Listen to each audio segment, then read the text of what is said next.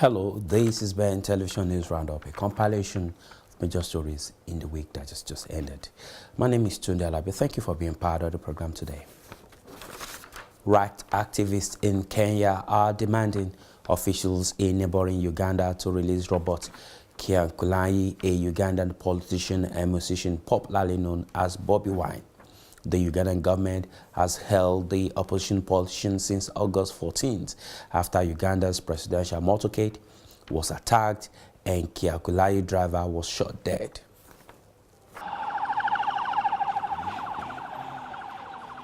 Robert Kyagulanyi was arrested after violent protest in northwestern Uganda, where campaigning was taking place for the Arua municipality parliamentary by-election. Kyagulanyi, who represents Kyadondo East political region, had been campaigning for an opposition candidate. His arrest and detention at a military camp outside the capital Kampala has caused outrage across East Africa. The Law Society of Kenya Advocacy Group held a news conference Tuesday in Nairobi to demand the politician's release and express unity. We want to pass a message to all the international community and the citizens of the East African countries that we as the citizens of East Africa, we are going to stand together so that none of the presidents should imagine that if they can stifle dissent in their own country, that will be the end of free speech. Kyagulanyi's driver was shot dead after police opened fire on the crowds. 33 other people were arrested and charged with treason on the same day. Rights activists vowed to keep pressure on the government. The people of Uganda want peace and stability, and the ongoing crackdown on opposition dissidents will do nothing but worsen the situation. At Nairobi's Power 254, musicians, artists and rights activists stand up for a free concert organized in support of the detained politician. Kyagulanyi was a leading critic of the ruling party's move to scrap the constitutional presidential age limit. Uganda's President Yoweri Museveni has been in power since 1986 and is one of Africa's longest-serving presidents. The Afrobeat star turned politician has built a strong following among young people through his music, which has criticized the government for corruption and injustice. Al-Amin Kimathi was an event organizer. We are gathered here today to send a message of solidarity with the people of Uganda first, and with the suffering families of Bobby Wine, Robert Kyagulanyi, as well as his colleague members of parliament, Honorable Zaki and the rest, who are suffering in Ugandan jails after being terrorized, brutalized for their political choices. Margaret Oduto is an artist from Uganda. My message to the government and to the system is that it's not enough to silence voices, because one voice is silenced, 1,000 other voices will rise. Activists plan to march to the Ugandan High Commission in Nairobi Thursday as they continue their demand for the politician's release. Kenyan government is facing criticism over the wave of demolition of property across Kenya's capital. Residents have been forced out of their property and their building demolished by the authorities. Last month, Kenyan authorities demolished hundreds of unlicensed structures in Kibera, one of Africa's largest slums, to make way for road construction. Thousands of Nairobi's urban poor were left homeless. Then in August, at least 10 commercial buildings on Nairobi's riverside land were torn down. Authorities say regardless of past permissions, they were built illegally on public land. Rights groups, however, are questioning the moves. Flagrant disregard of illegal, of alleged substituting court orders, stopping the very actions of demolition or repossession. That such disregard of substituting court orders is counterproductive and undermine the rule of law in the eyes of law-abiding citizens and create a fertile ground for impunity to reign. Atul Shah is managing director of Nakumatt Holdings Limited, a supermarket chain that had one of its branches demolished. He says the demolition seemed random and poorly executed.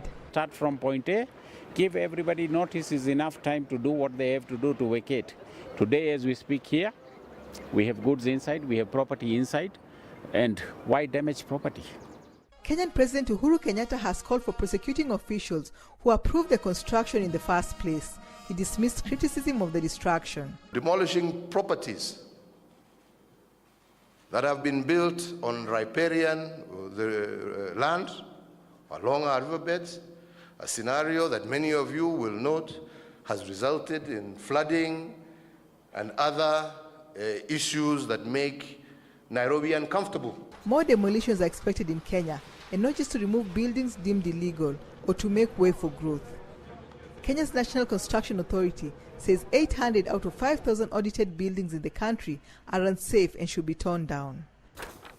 Self-taught Malawi film directors have beaten all odds to start winning international awards despite the lack of funding, absence of film schools and standard cinemas in the country. 7 of the directors in the film industry recently got nominated for the African Movie Academy Awards. In a 3, 2, 1, and action. Malawian director Flora Suya's first film, My Mother's Story, won special recognition last year at the Silicon Valley African Film Festival in California. And her movie, My Mother's Story, has been nominated for the Best Feature Film at September's African Movie Academy Awards in Rwanda. Despite the international recognition, Suya still struggles to find time and money to make her films. As for me, I also do some things. I'm a farmer. Yeah, I do animal farming. So that's where I get money to invest in movies. Malawian director Charles Shem Joya has won 7 international awards for his first film in 2009, Seasons of a Life. His latest film is also among 7 from Malawi nominated for the African Movie Academy Awards. But Malawi's film industry, he says, needs more support.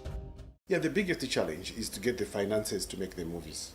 I think the biggest problem comes in because a lot of institutions in Malawi who can assist in the finances don't think that a film can be made in Malawi because we don't have a history of filmmaking. There are no film schools in Malawi, so directors like Joya and Suya taught themselves using videos on YouTube. But while their efforts to build Mollywood are gaining international recognition, inside Malawi it is a different story. There are no cinemas in Malawi, so moviegoers gather at the video showrooms where most prefer to watch foreign films. Filmmakers in Malawi prefer producing comedies, and when they produce a movie, their videos are poor quality. The storytelling is also dull, while international films are easy to follow. Spouses and Workmates, episode 23, scene 9, take 1. Malawi's filmmakers are confident they can change that perception. I think we're on the right direction. We're learning. When we go out there, attend film festivals, we're networking, we're meeting people, and we exchange notes. More official support would also help filmmakers like Suya spend less time farming. The Malawi government spends about $400,000 per year for integrated arts development, only a fraction of it aimed at getting loans for filmmakers.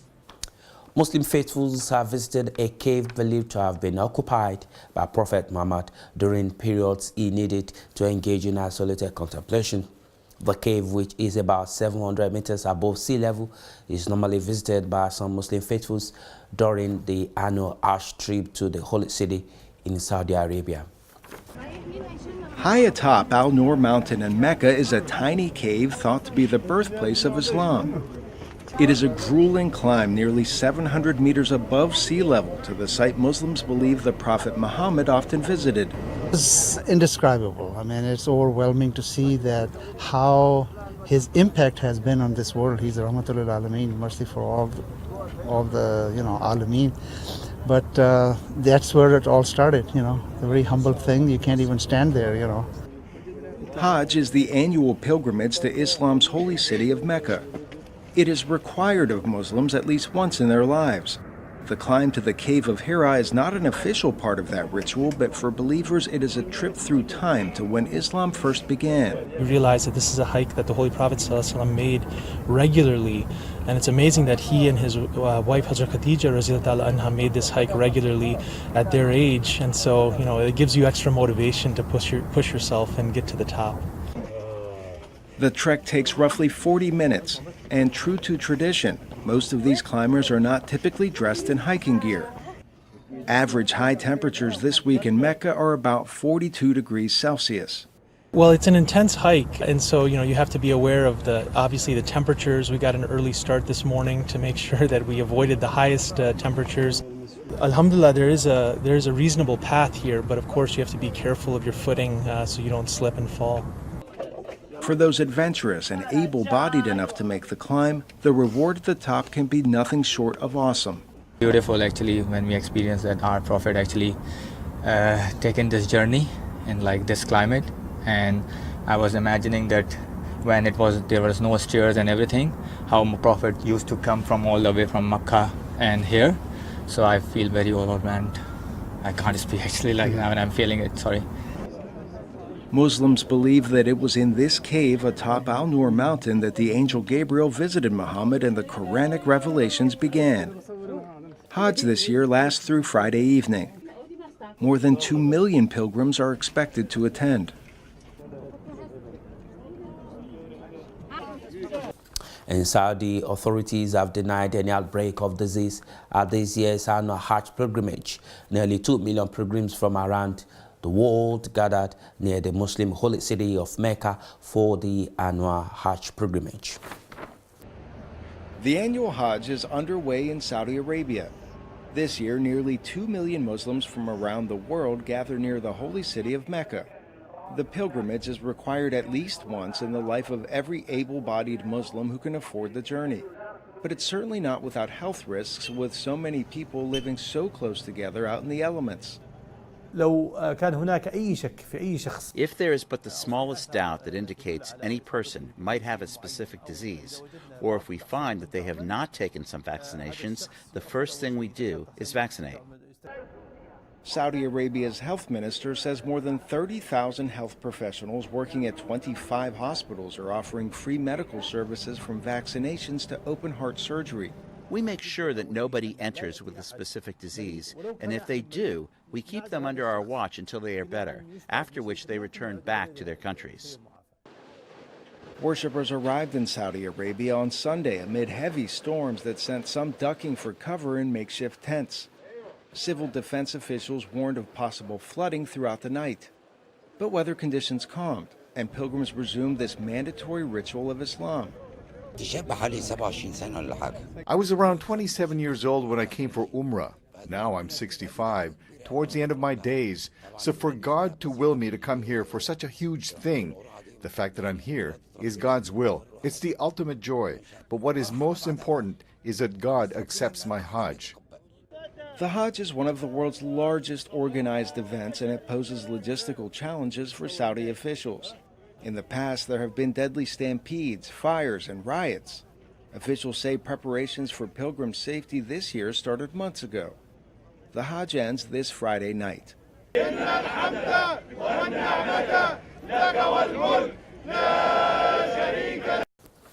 The White House has stood by President Donald Trump as he continued to struggle to defend himself following the conviction of the president's former close associate for felony. At the White House, Press Secretary Sarah Huckabee Sanders stood by the president's assertion that he did nothing wrong. As the president has stated on numerous occasions, he did nothing wrong. There are no charges against him in this. And just because Michael Cohen made a plea deal doesn't mean that that implicates the president on anything. In court Tuesday, Cohen said he was acting on orders from then presidential candidate Trump when he paid off 2 women to keep them quiet shortly before the election.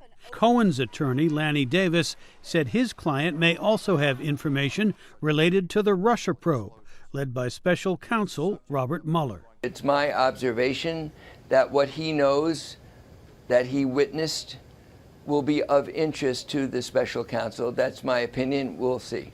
At a rally in West Virginia Tuesday, Trump again blasted the news media and the Russia probe.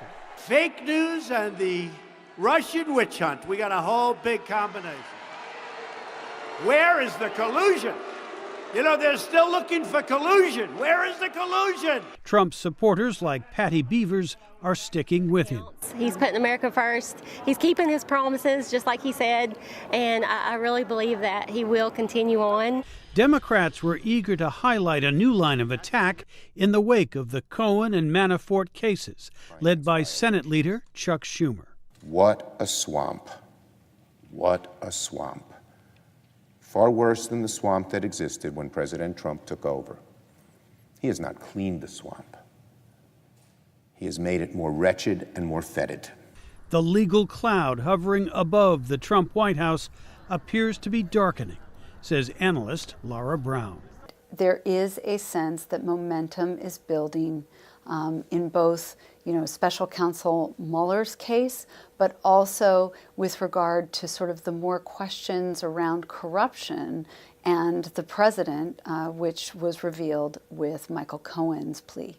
There's also the sense of an embattled president fighting on several fronts at once, says Julie Pace. We don't know what this will mean for Trump's presidency. We don't know if we will see Republicans and voters turn their back on him. But this is a more serious situation than I think he has found himself in at earlier points in his presidency. But the legal and political fallout is still a long way from being determined, says Paul Schiff Berman. Does that mean that he will be impeached? Not necessarily. That's a political process. Does that mean that his supporters will stop supporting him? Not necessarily. That's a question of politics as well. And speaking of politics, it's now clear that the legal problems involving Cohen and Manafort will be an issue in the November congressional elections, where Democrats are favored to make gains.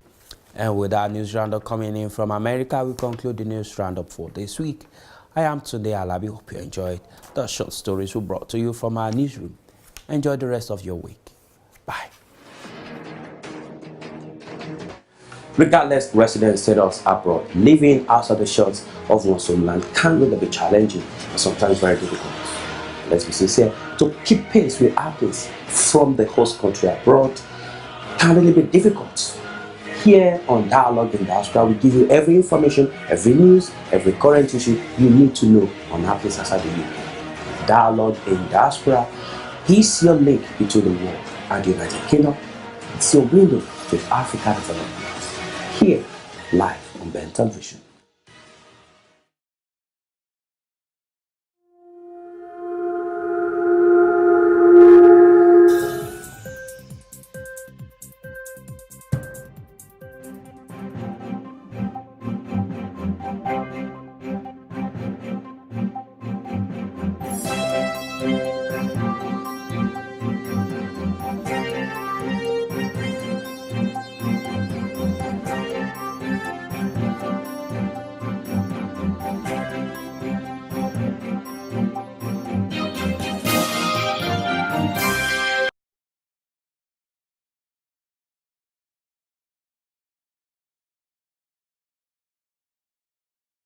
Kenyan government is facing criticism over the wave of demolition of property across Kenya's capital.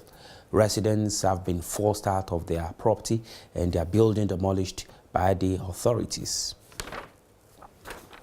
Self-taught Malawi